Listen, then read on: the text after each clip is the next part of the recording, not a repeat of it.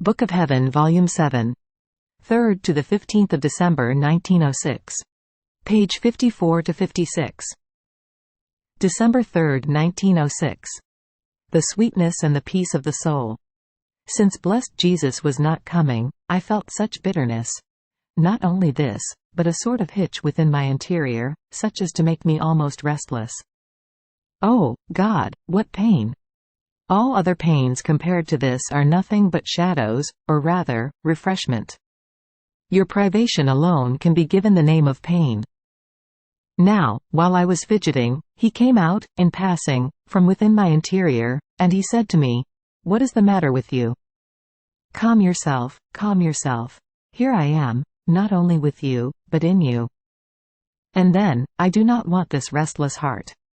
Everything in you must be sweetness and peace, in such a way that it may be said of you that which is said about me, that nothing but milk and honey flows within me, symbolizing sweetness with honey, and peace with milk. I am so filled and soaked with them, that they pour out from my eyes, from my mouth, and from all of my works. And if you are not likewise, I feel dishonored by you, because, while the one who is all peace and sweetness dwells within you, you do not honor me by showing even the slightest shadow of a resentful and restless heart. I love this sweetness and peace so much, that even if it were about something great concerning my honor and glory, I do not want, I never approve, resentful, violent, fiery manners, but rather, sweet and peaceful manners. In fact, sweetness alone is that which binds hearts like a chain, in such a way that they cannot unbind themselves. It is like pitch that sticks to them and they cannot free themselves, and are forced to say, "In this soul there is the finger of God, for we cannot act otherwise." And then, if I do not like a resentful manner, not even creatures will like it. If one speaks about or deals with things, even of God, with manners that are not sweet and peaceful, it is a sign that he does not have his passions in order, and one who does not keep himself in order, cannot order others. Therefore, be careful with anything which is not sweetness and peace, if you do not want to dishonor me. December 6, 1906. Jesus hides to see what the soul does. Continuing in my state of almost total privation, at the most, he comes, like a flash or a shadow. I was saying in my interior, "Life of my life, how is it that you are not coming? Oh, how cruel you have become with me! How hard your heart has become as you reach the point of not listening to me. Where are your promises? Where, your love, since you leave me abandoned in the abyss of my miseries? Yet, you promised me that you would never leave me, you told me that you love me, and now? And now? You yourself told me that it is from one's constancy that it can be known whether one really loves you, and if there is no constancy, one cannot rely on this love.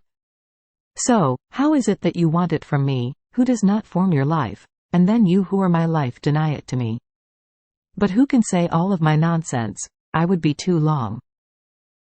In the meantime, he moved in my interior, raising his arm in the act of sustaining me, and he told me, "I am within you, and I hide more in you to see what you do. I have failed in nothing, neither in promises, nor in love, nor in constancy.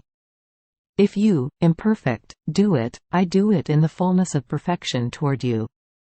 And he disappeared. December 15, 1906. How the divine will contains all goods. Continuing in my usual state, I was feeling embittered more than ever because of his privation.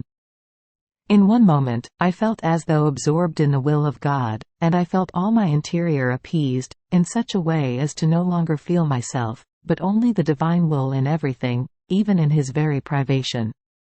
I myself said to myself, "What strength, what enchantment, what magnet this divine will contains, such as to make me forget about myself, and make the divine volition flow in everything."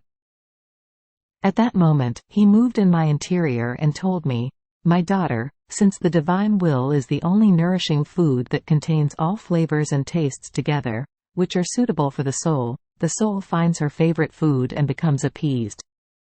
Her desire finds its food, and it only thinks of pasturing itself, slowly, and it forms without desiring anything else.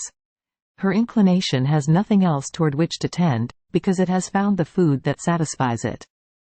Her will has nothing else to will, because the soul has left her own will, which formed her torment, and has found the divine will, which forms her happiness. She has left poverty and has found wealth, not human, but divine. In sum, all of the interior of the soul finds its food, that is, its crafting, with which it remains so occupied and absorbed as to be unable to move any further. In fact, while finding all contentments in this food and crafting, the soul finds so much to do and to learn, and ever new things to enjoy, that from a minor science she learns major sciences, and there is always something else to learn. She passes from small things to great things, from one taste she moves to other tastes, and there is always something new to taste in this environment of the divine will.